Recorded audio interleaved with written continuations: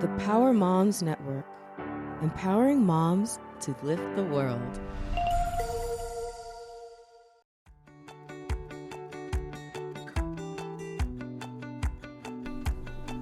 Welcome. I'm Riley Karsh. I'm Tova Kopan. We are thrilled to bring you the We Go Boldly podcast. Let's talk big burning questions, life changes, and maybe a bit of personal business. Let's be bold and brave together. Are you ready? I am. Here comes the show.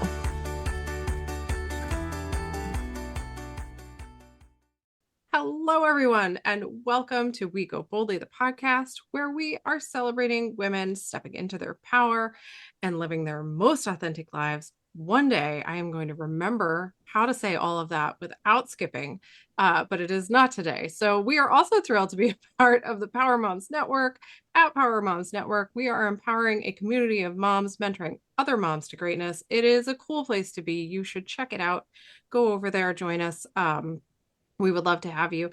As I remind everyone every week, we have our weekly women's support circle. It is an even cooler place to be, frankly. It is my favorite part of my week. We spend an hour, we vent, we laugh, there's crying. Last time I pulled a tarot card. It is really like anything. It's the Wild West of women's support groups. Anything could happen at any given time. But what will always happen is you will always be supported and with like-minded women who are there to lift you up, empower you, and help you, like we say, live your most authentic lives. So if you are interested, you can get more information at goboldlyinitiative.com/weekly circle. We would love to have you join us. And I've gotten all of that out. And now I'm going to say hello to Tova. We are, it stopped raining here in New Jersey for the first time in, 40 days, 40 nights. What is the thing?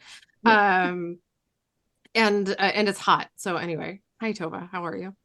Hi, I am I'm excited to be here. That's how I am. That sounds like a lie. No, I am. Okay. So I don't know when this is coming out, but I mean in theory, summer baseball may already be over by the time we're hearing this Yeah, because it's maybe. such a short season. But spring baseball ended last night and for all my kids. And I looked at my phone today because I started getting notices and like I am triple booked again starting Monday. Yeah, So I have like 3 days. There will be practices on those days, but right. like 3 days of like no sports. And then it's like we're gonna squeeze 9 games per child into 4 weeks. Right. Good luck. Have fun. Enjoy it. Yay. Um, Yay. yeah. So everyone knows this season is all about writing your own story and being the person in charge of what that story looks like, whether it's changing or staying the same or wherever it's going. We want to make sure that all of you out there listening and everyone we know really has the comfort level, the wherewithal to sort of direct what direction their future is going to go in. So that's why we've been doing all these interviews. And today is no different. Tova, I'm going to let you jump into introducing Yes. our guest who, just full disclosure, we went to college together. And when I thought about how long ago that's been, I had a minor existential crisis, but that's not a discussion for today. So Neither here nor there. I'll leave it to you, Tova. Yeah, no, so I am very excited to introduce your friend from college. Today we are talking to Mel Blumenthal. Mel is the president of Bloom Wealth Alliance, a boutique investment advisory firm dedicated to helping women and marginalized communities better plan for their financial futures. She has been a sought-after public speaker on multiple areas of expertise for over 25 years. She's been a guest lecturer and speaker at several colleges and corporations. Mel is passionate about storytelling, so perfect person to have on this season, and the impact it can have on strengthening communities and catalyzing people and professional growth. She is the president of, I don't know how to say this, and I should have asked, but I'm not even going to guess, but a group of female storytellers whose mission it is to uplift the voices and stories of women and people of marginalized genders. She has conducted a myriad storytelling workshops ranging from high school students to corporate business branding and marketing strategies for Fortune 500 companies. In her free time, She enjoys dancing, yoga, traveling, and trying to get her rescue dog to snuggle on the couch with her with varying success. Mel was proud to be chosen as a 2021 Woman of Impact honoree, and we are so excited to have her join us. Thank you for joining us, Mel. How are you doing today? Doing all right. Doing good. Happy to be here. Thank you for having me. And the name of the organization, I know the acronym is very weird. It is FIST, Female Storytellers. So Perfect. the joke is come on down to a show and get fisted. That's fantastic. Yeah, never gets old. Never It gets never old. gets old. It's good every time. Um, Mel, we've known each other a long time. I don't Yes. know if you thought about it, but I thought about it. And I won't get into my whole existential crisis of how old we are, but we've known each other a long time. And Yeah. so I feel like this is going to be hard for me because I know a lot of your story, but I'm also excited because when we stopped being in the same like geographic location, I know that we both grew like exponentially, right? We're not the same people now that we were then. So let's start off talking a little bit about sort of how you have directed yourself throughout the stages to get where you are now. I mean, what does that look like for you? When, like, I know that it's a vast and varying experience that you've been through. So start like a little bit, towards the beginning of like, how did you learn to or decide to direct your future? It's an easy question. You should just let this roll off your tongue. I will just say it is the same existential crisis for me Yeah. too when I think about the time frame there. Yeah. Um, it has been an exceptional challenge for me, particularly in directing my own future, because for so long I was not quite in the driver's seat. Um, and I think that probably requires some context. Yeah, for sure. And I don't want to spend too much time there, but it won't make sense without it. Yeah. And as you very much know, because you were there for the nascent stages of all of this, I got very sick in undergrad. I had a tumor-like mass under my brain, but it went undiagnosed and unchecked as a result of some significant medical sexism in the American healthcare system. So I was in and out of emergency rooms a lot through undergrad and treated very poorly. Um, and I did not get the care that I needed, and it almost cost me my life. And the only way I am here today is because I finally did get intervention, but only because I happened to go to my favorite coffee shop one day and I ran into one of my friend's fathers that I had grown up with in high school. And he happened to be a professor at the university and a pediatrician. And he took one look at me and went, "Oh my God, what's wrong? What's happening?" And I told him up until that point what was going on, and he said, "Stop right there. My colleague is a specialist in this area. He owes me a favor. Call this number on Monday. I'll make sure that he sees you." So I called the number, and that was the doctor after 2.5 years of going in and out of emergency rooms, who finally ran a CAT scan that caught the mass, that led to the MRI. And he said, "Holy shit, we need to get this thing out. Emergency surgery." And that's the only reason that I'm alive. So that tumor, like mass, was taken out in time enough to save my life, but not in time enough for it not to cause a lot of brain damage.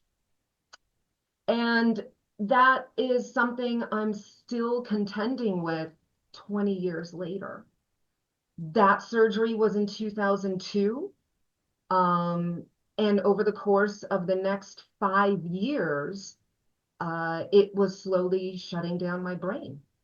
and I was going brain dead. It was causing a lot of seizures, seizure-like symptoms. I would lose my ability to speak. I would lose my ability to process speech. I would lose my ability to know where I was. I would get lost in my own neighborhood. I couldn't walk sometimes. I would be paralyzed. So my ability to function was significantly impaired. I mean, you want to talk arrested development, there it is. So that really altered fundamentally the trajectory of my life. By 2007, I was almost brain dead, but still couldn't get care here in the United States. And what I came to find out later was that there was a significant trifecta working against me that I didn't realize at the time. That being, I was young, I was poor. I mean, in your early 20s, you don't have a lot of money. That's just the way it is. Yep. And I was a woman. And that trifecta almost cost me my life on a number of occasions. I actually had a medical professional say to me, one of the times I was in and out of the emergency rooms, nobody's paying any attention to you because, and this is a direct quote, you are nobody's wife, you are nobody's mother, and anybody who calls you daughter isn't here. So you're of nobody's concern. And the impact of that didn't hit me until later. But by 2007, I was almost brain dead. I had a friend. I was in dance studios at the time. I mean, all I wanted to do was be an English professor. So I was in school for graduate schools, had to drop out. For a while, I couldn't read. Hard to finish a PhD when you can't read. So I went into dance studios because I was a dancer and I could work in there. So in 2007, I had a friend say, I can't sit here and watch you die. And he carried me across the border to Mexico. I live in Tucson, Arizona, because he found a neurologist, a really good neurologist in Mexico. And they finally ran the scan that I needed because doctors here in the States refused, like just flat out refused to do the tests. And that's when they found that I was going brain dead. And the doctor said, the reason why you're having trouble staying awake is that you're going into a coma. So having to navigate and still having a sense of self while relating to a world when you are constantly, and I mean constantly, one, in a state of health crisis a lot, alters your sense of self. So I wrote about this. FIST has also published 2 anthologies of stories, the best of stories. And in the first book, I wrote about this. I would have to rely on other people so much to make decisions for me. And I really kind of lost my voice when I was interacting with hospitals and healthcare workers who were legitimately horrible to me. I would defer to other people to speak for me. There were times I literally could not speak for myself because I was having seizures and I couldn't communicate. So over time, I started not only to lose my voice physically, literally, but very much metaphorically as well. And that changes. It changes you. It changed me. In the meantime, all of my friends are moving on in their lives. They're getting doctorates, they're taking off, and I felt so left behind. And that impacted me too. They say comparison is the thief of joy, and it so was. And that arrested development hit so hard, because while people are, getting married and moving on in their careers and their lives and buying homes, I'm signing DNRs and still struggling just to move through the world and survive. And that's what life was like for 20 some odd years. And it kind of all stemmed from not being seen as a person with agency, because I was nobody's wife, I was nobody's mother, and anybody who called me daughter wasn't there. So to the medical professionals and the people who were in charge of my care, I just wasn't a real person, because in this society, women and female identifying individuals are still not the default person. So I know this is very much long story long, but in terms of finding my way, it took such a long time, because my sense of self was then so much inextricably linked to, I'm just sick. Because that's what I was for so long. It's like, if I wasn't Mel the academic and I could no longer be Mel the dancer, who was I? I was just, I allowed myself to become this thing that didn't have a name. Nobody could tell me what was wrong with me.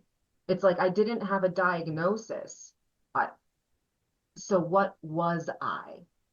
Like, I didn't have a real concrete identity. So it has been a real challenge to cultivate that sense of self, especially back then. Not having a diagnosis, but knowing that I was dying. In 2009, I wound up in a hospital for 2 weeks, and they told me I was going to die. I mean, my mom came in and said, it's your time. And that's finally when I said, this is bullshit. Like, enough of this. And I made the choice. I was like, I got to get out of this country. If I stay here, I'm not going to make it. And I took the opportunity and I went to Germany. It's this whole very convoluted story about how I made it over there. And I got treated by doctors over there. And the thing that saved my life that time was they took 15, 20 minutes to actually sit down and talk to me like I was a human being. They cracked a book and they determined that the meds that I was taking, one hand was wiping out the other. They changed the medication. Because I was in the EU, the medication was affordable, and that made all the difference in the world. And that's another reason why I'm here today. I want to I want to highlight, I guess, a couple things. I was there at the very beginning of all of this, and I remember taking you to the ER multiple times and being there. And I had experienced medical dismissiveness before as a woman, right? I had, but not in the way that you and I experienced. Well, it was directed at you, but I was there as a witness and being spoken to by nurses as if you were not a person and told, don't bring her back here, take her to the psychiatric unit. There's nothing wrong with her. And me being like, and we were what, 19 at the time, somewhere around there. And just trying to navigate that system that was so dismissive and so uninterested in having that 15 to 20-minute conversation and like having those discussions about what's really happening. And they immediately made you out to be some hysterical woman who, was clutching her pearls. And I and a couple other folks who were often with us knew you and knew, one, you were not a weak like person, right? And that you didn't complain about stuff, and you just weren't a hysterical person. You're just not. And how to navigate that. So I'm saying this so that, like, while I know people should believe your story, like, I want to, back you up in that. Like, that experience is very real, and it could have Yeah. cost you your life. And had there been one person in that moment, that 20-year period you experienced might have been significantly shorter. And that it's just unacceptable that that's how our society is. And I don't think it's really any different today than it was then. And that's so Yeah. disappointing in so many ways. So I just wanted to mention that, because I don't know if you even remember any of that happening, but like, I want people to hear, like, this is real, this is happening. And yeah, we had no money. We were in college. Like, who has money in college? People who Yeah. had money before they went to college. That's who. Yeah. Um, Which was not me. it was not me. It was not us. Yeah. And No. so, like, you're sent to like the places where they they don't care as much in some ways, like, or they don't have the resources, or so so yeah, I just wanted to sort of amplify what you're saying, and acknowledge, like, that all didn't have to happen. Right. And w- if there are doctors listening to us randomly, please don't let this happen. And I'm experiencing now, I'm in perimenopause, right? Because we're old.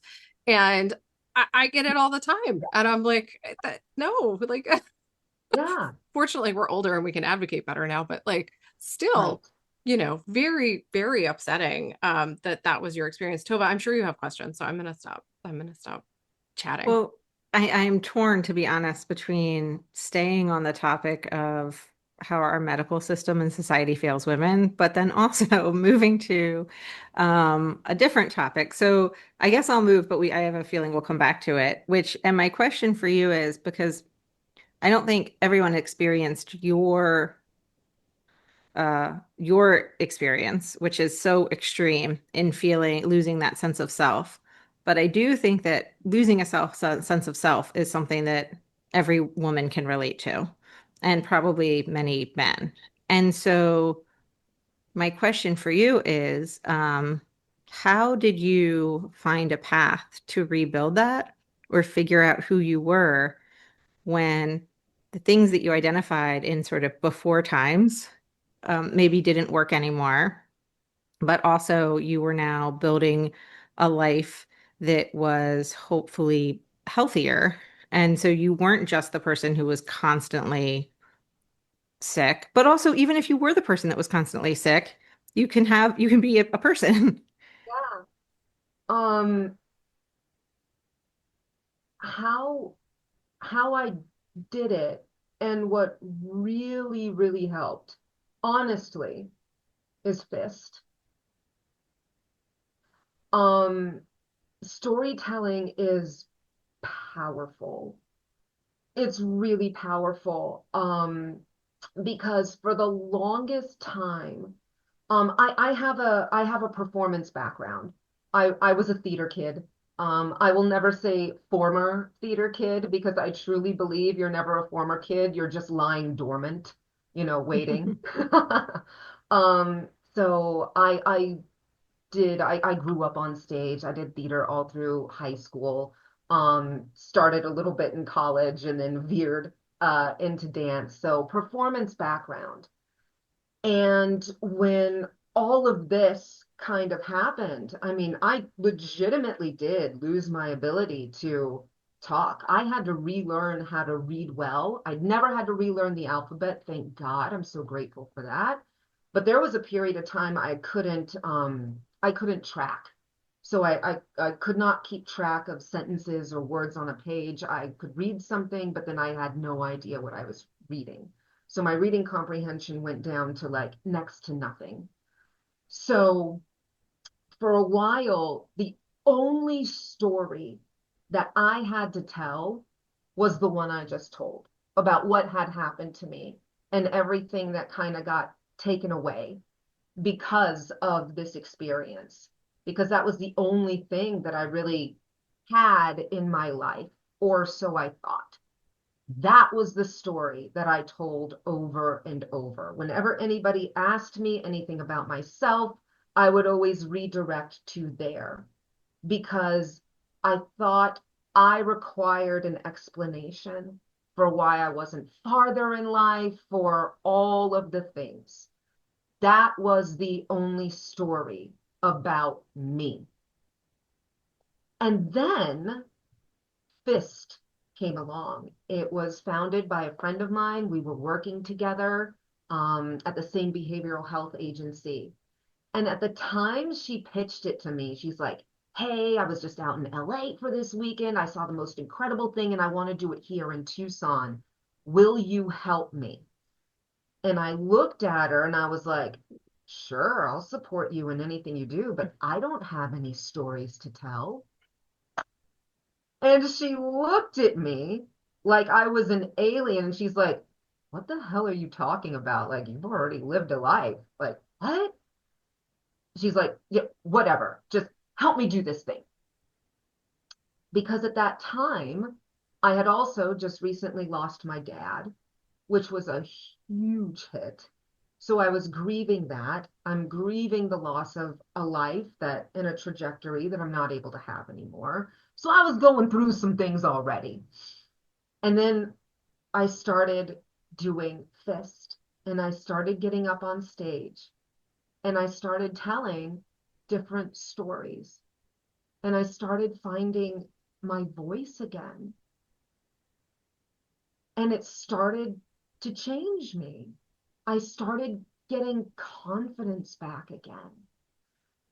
And I started seeing what it was doing for other people who were also getting up on stage and telling their own stories.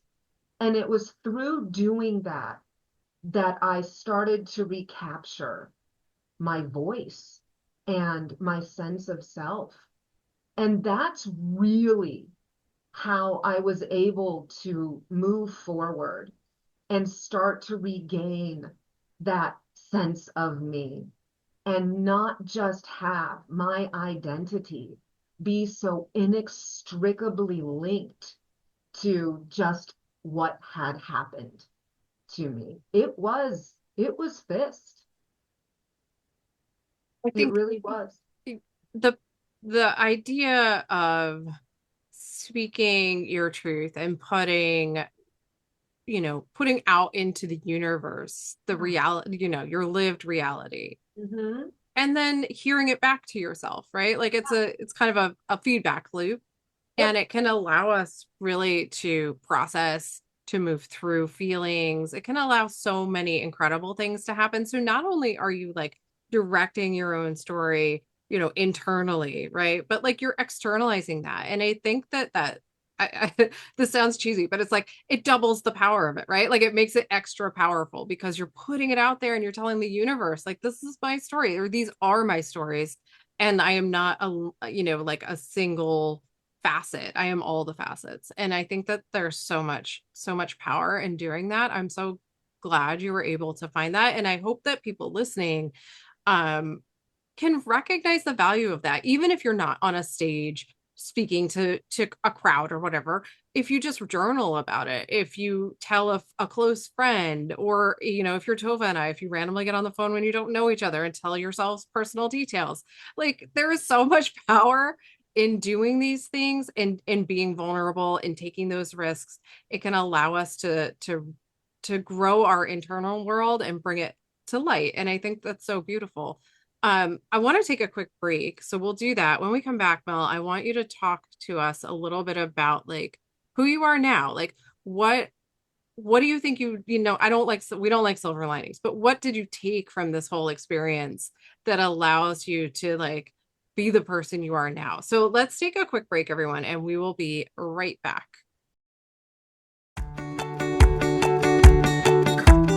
Well, hello there, ladies. Are you ready to elevate your life and connect with like-minded souls? Join us every week at the Go Boldly Together weekly Women's Circle, where strength meets sisterhood. Dive into empowering discussions, share your victories, and navigate challenges together.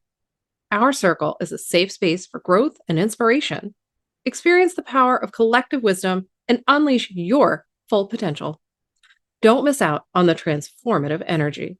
Click the link in our show notes or visit us at goboldlyinitiative.com/women's weekly group to learn more about our Go Boldly Circle today.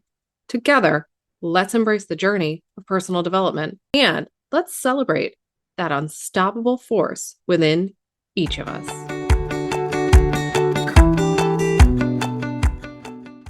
Welcome back to the show. So before the break, I mentioned I want to talk about like, what did you, I hate that this sounds so stupid. Like, what did you learn from it? You learned everything from it, right? But like, what are you taking from that experience and carrying forward as things that you're like excited about for yourself or that you have internalized and you're like, I'm proud of myself. I feel good about this part of who I am. Like, what have you taken from the whole experience that you've been through? Oh, well, tenacity for one thing. You know, patience. I probably it's not that I was particularly impatient before, I don't think, but it definitely taught me patience. Um and not to sweat the small stuff. I have like I'm very good. I'd like to think I'm very good kind of in times of heightened tension or crisis situations for sure, because I've survived some shit. So when small things will come up, I'm like, eh, this is nothing. It's kind of like it's battle wounds, basically. It's like I can handle this. It's like I've seen some things. So I think it's definitely made me more resilient in that way, for better or worse, but definitely patience. And I can, you know, there's coping skills that come with having to survive something like that I know I wouldn't have had otherwise. Um, not to get too far off on this, but I also I just finishing up kind of like the final stages of treatment for stage 3 breast cancer, and which I didn't think would ever happen, because like, who does that happen to?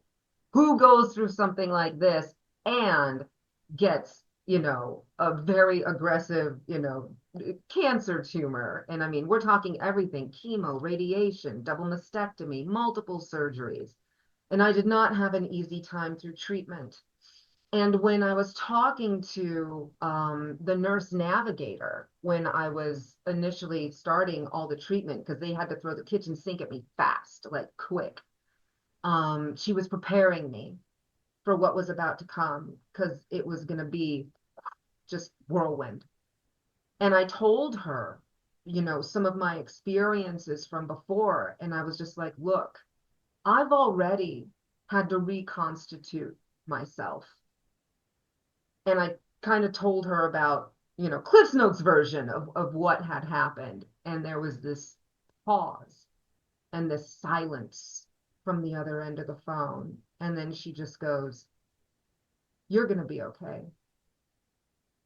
And I'm like, yeah, I'm I'm not going to need a lot of the support that I think somebody else would if they were just walking into this experience having never had a major health crisis. So, like I said, for better or for worse, I think I was able to move through a really, and I mean really, rigorous and grueling experience through the breast cancer. I mean, I was hospitalized so many times. They told me everything that could have gone wrong went wrong. And I emerged okay. I mean, I'm not saying it was easy, but because of what I already went through and my experiences being in and out of hospitals and like having to relearn how to run again and like speak again, I already had a foundation there. So for better or worse, there was already like that that that schema was there to be able to contend with that experience. And I do use like those skills for just navigating life. Life comes at you hard and fast. So as much as I would certainly wish I did not have to go through that, there are tools there that I learned to help me get through the hard stuff, if that makes sense. Yeah, absolutely. Mhm.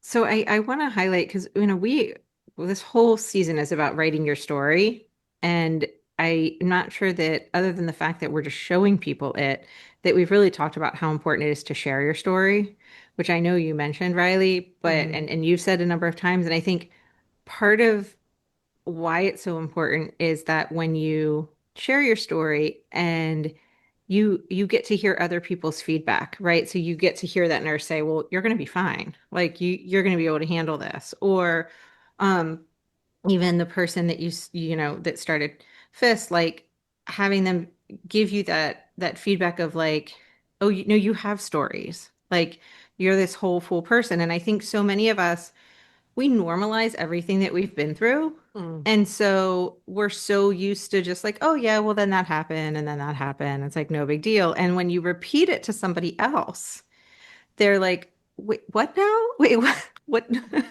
what did you just experience? Or that's, you know, and I'm in and I do have a question here, but I just want to highlight how important it is because I am in a group on Facebook and someone is asking about her marriage, which does not seem to be a good situation. But when people started giving her this feedback of like, no, this is not good.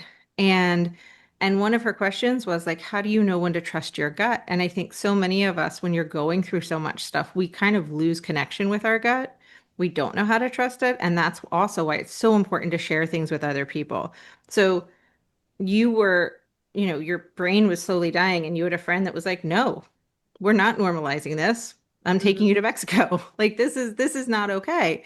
And we're just so used to just going and keeping on and keep going that we make things that aren't okay seem okay just so we can function. So to my question, um, you have certainly developed coping skills. Are there any that you can think of that is like, so if somebody else is listening to this and they are going through something, maybe they've gotten a bad diagnosis, or maybe it's totally not health related at all, but it's just this person who is going to be probably going through the end of her marriage. Like, are there coping skills that you can identify and share with other people to say, like, this is something that helps me so that we can share them with others as well? Um, the way I do it might be a little strange.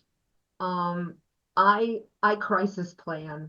So I worked in behavioral health and I I actually so I mapped out crisis plans for other people for years. So that's how I did it. And it sounds weird, but that's the only framework that I had. So it would be like, what actually helps me? Like if I'm getting to a point of heightened stress and tension, what is the thing that actually calms me down in terms of coping skills? So for me, it's I take walks. Like I'm a walker. Like, so that's one of the things that I know helps me calm down. So I actually write it out. So I was just like, okay, if I feel like I am just starting to lose my shit, like what are the things that I go to? And for me, it's take a walk. Okay, well, I live in Tucson, Arizona. If it's 2 o'clock in the afternoon, 105 Not degrees walking. out, you ain't walking. Like you pace around your house, but that's not doing it. Yeah. So I was also a dancer. So movement to me, I have to move. So it's just like, turn on some music, get your ass up and get moving. So that's a part of what I will write down and be like, dance it out. If there are any Grey's Anatomy fans, you will recognize that. Dance it out. Okay, what's something else? And I will just go down the line, and it makes you think about it like cognitively. What legitimately are the things that can get you to calm down? For some people, it might be deep breathing. Great, write it down. I mean, for me, I literally just made my own crisis plan. Um, so I don't know if that would be helpful, but I think what is helpful for most is to actually spend some time and think about, well, what are the things that calm me down? What are the things that are effective tools that we call in the biz pro-social? Some people are like, grab a bottle of wine. It's like, okay, that is not what we call pro-social. Not saying that that's necessarily a bad thing, but know thyself. Maybe not the entire bottle. Now we might be treading into danger territory. But if it is, if grabbing a drink and jumping in a baths are great. Like if it's just take a bath and chill and relax, great.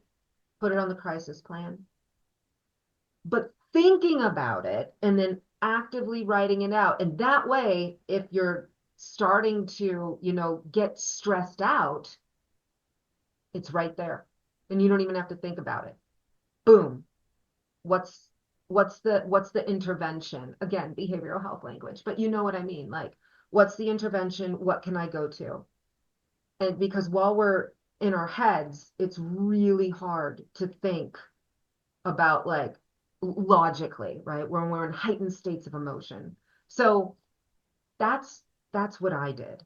And that's what I do because Yeah, I think it's great. I mean, I think anyone could do that. And yes, you're using terms of art, but like whatever, anyone could call it what they need to call it and still do it. And especially for people who maybe have anxiety or people who struggle, like who do struggle in a crisis. Like I get calm in a crisis, but like not everyone does. So if you are not a person who gets calm in a crisis, it would be great to have something there where you could be like, oh, that thing, I'm looking like people can see me. That thing over there is the thing that I can do. Okay. Also, we know science tells us learning when you want to remember something, physically writing it down, not typing it out, not like saying it, all those things, physically writing it down is one of the fastest ways to get it to stay in your brain. And so all of those things are really, really helpful. We need to take another break, but I want to ask you about like what do you do when you're stuck? Like when you have, I mean, I know you have these coping mechanisms, but like when you're stuck, when you're not, do you have a big support system? Do you have like a group you go to? So let's take a break. And when we come back, we will talk all about like, how do you get over the hurdles? We'll be right back, everyone. Hey, pod friends, it's us again. Looking for a place to collaborate, an opportunity to share your knowledge? Have you been working so hard on a podcast, book, course, product, or retreat? Do you have insights that could light up our podcast? Well, we want to hear from you. We would love to support you in all that you are and do. Join us at Go Boldly Initiative, where we celebrate diverse perspectives and share the wisdom of our incredible community. Whether you're an expert, a hobbyist, or simply love learning, we invite you to reach out with your ideas. Visit our website at goboldlyinitiative.com/podcast guests to pitch the show or shoot us an email at hello@goboldlyinitiative.com to talk all things collaboration, advertising, and affiliation opportunities. Become part of our growing family. Let's make learning an adventure together. To the show, everyone. So before the break, I guess, I mean, you've talked a lot for us, and thank you, about coping mechanisms and things people can do to kind of get through the crisis and the stuck part, what do you do for self-care that like allows there's a lot of feelings, right? Like we all have a boatload of feelings, and I'm sure you have a lot of feelings about everything you've been through and everything you've experienced, and even before that, life experiences that have happened for you. What do you do to release those feelings or to like process them in a way that helps you? Is it movement that helps you process this stuff, or are there other things as well? Movement is huge for me. And then the other thing really is I need my people. I have the benefit of having a very large social support system. I grew up in Tucson. I've moved away and come back a few times, but like this is my hometown. So I still live in my hometown and I still have some of the same friends that I have had since middle school. There is this big group of us who have been together since we were 12 years old, and some of those people in that social circle have been together since they were in diapers. I joke sometimes. I'm like, I came in late to the party when I was 12. So, and I honestly don't know how I would have stayed alive without these people and without that kind of connection. I mean, we're a family. That's what I call it, my family. So that's what I rely on. Um, so in times of uh, when I'm stuck and I can't kind of see through the mire, I need to be with my people. And that's kind of how I get through it. For me, I have to dance it out. I have these dance fitness classes at my gym that I absolutely love and I live for. And I do my best thinking there. And then I have to be with my people. That's what works for me.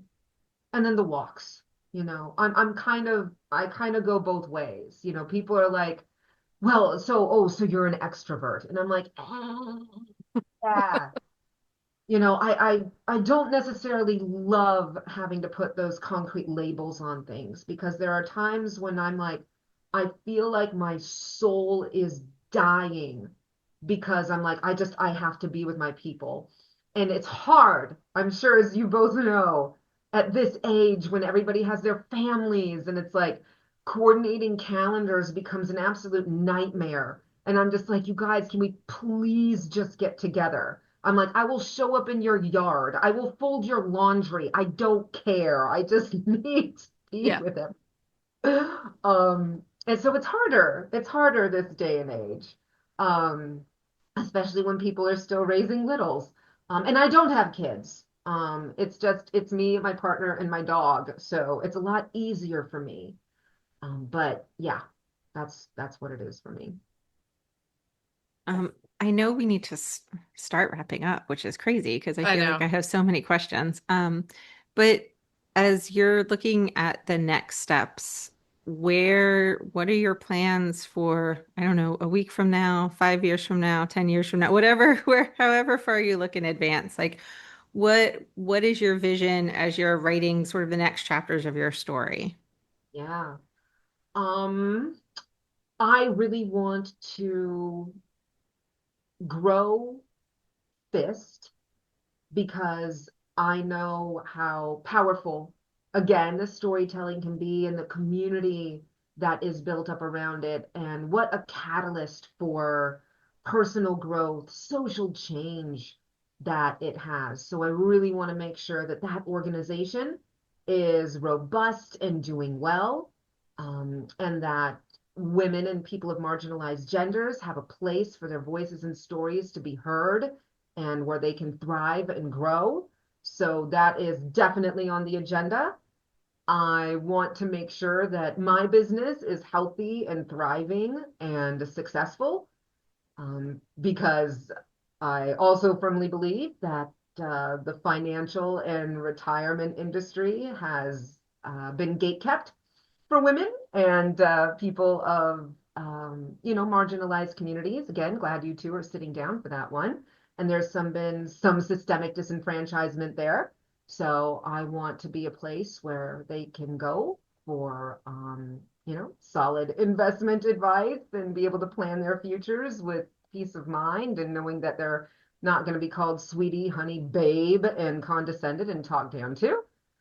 And then for myself, um, I I want to make sure that I am the one writing my own story and that I'm giving myself full editorial control and making sure that I'm the one in the driver's seat and not giving it up to other voices. And I'm in control of my own narrative, where I wasn't before, but I certainly will be for the next chapters.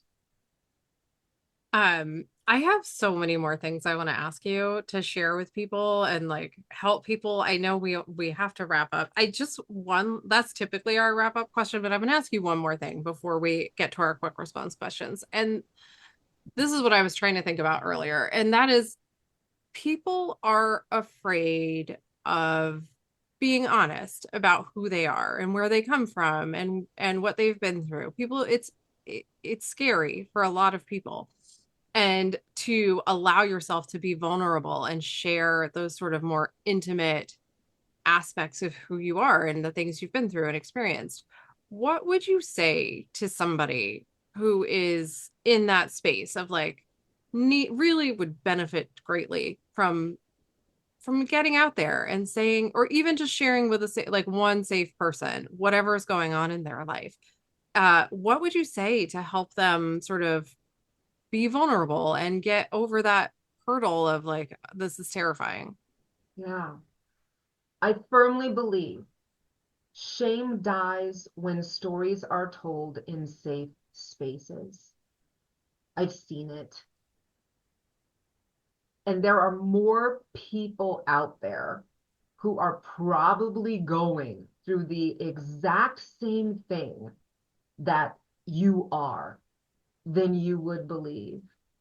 The Me Too moments that I have seen in the past 12, 13 years now in FIS are mind blowing. The that is one of my favorite things about doing what I have done in that organization is hearing people tell a story and then seeing afterwards everybody be like, oh my God, me too.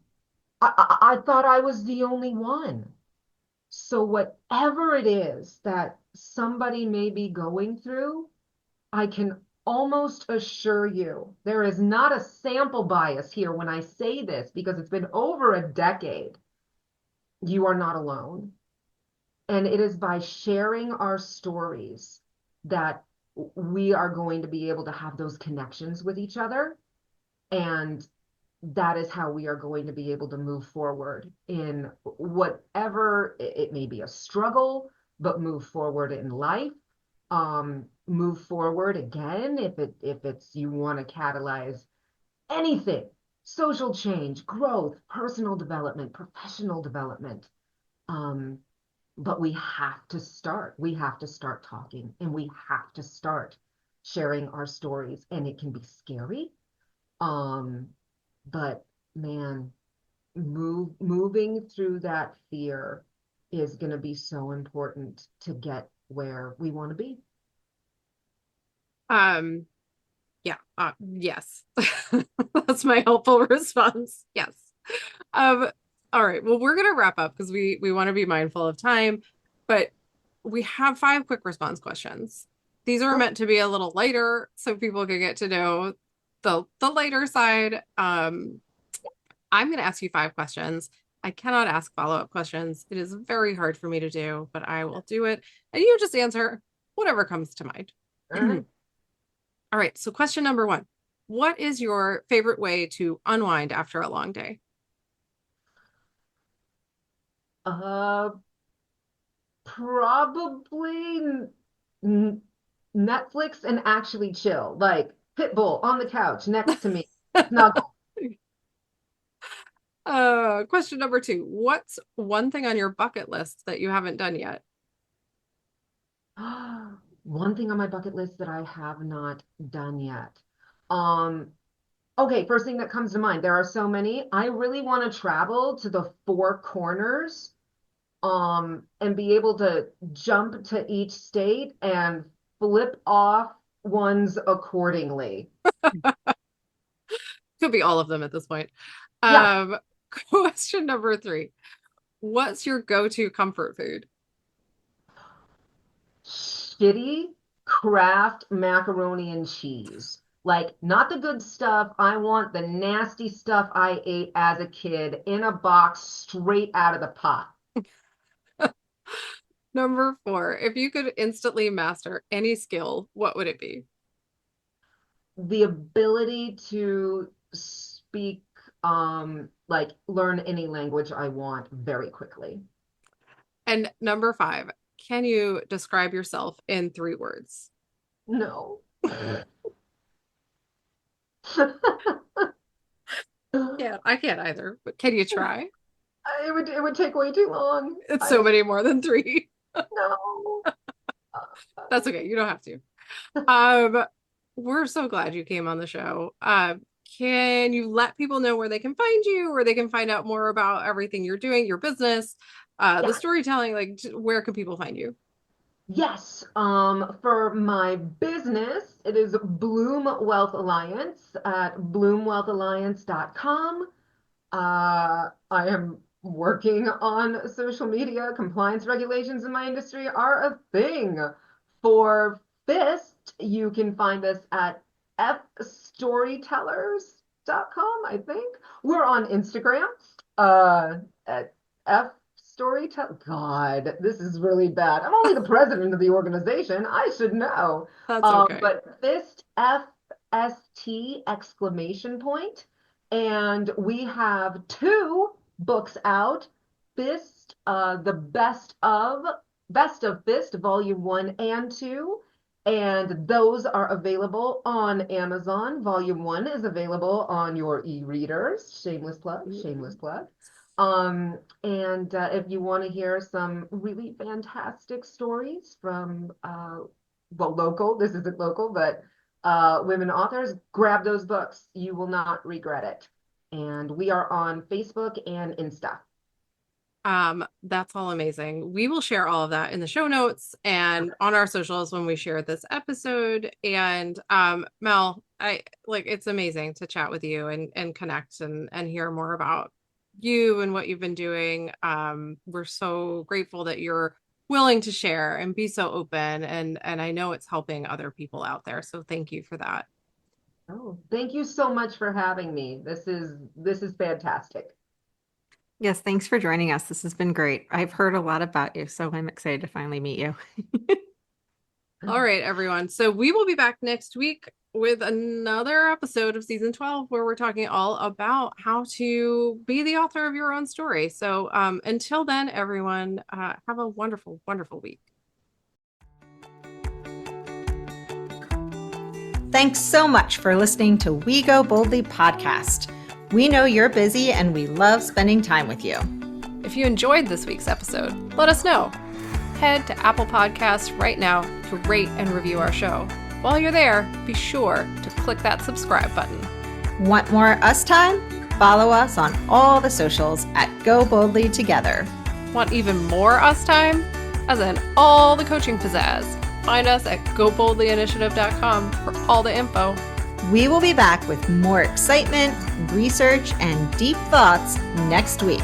Until then, keep on being the bold, brave, amazing people we know you already are.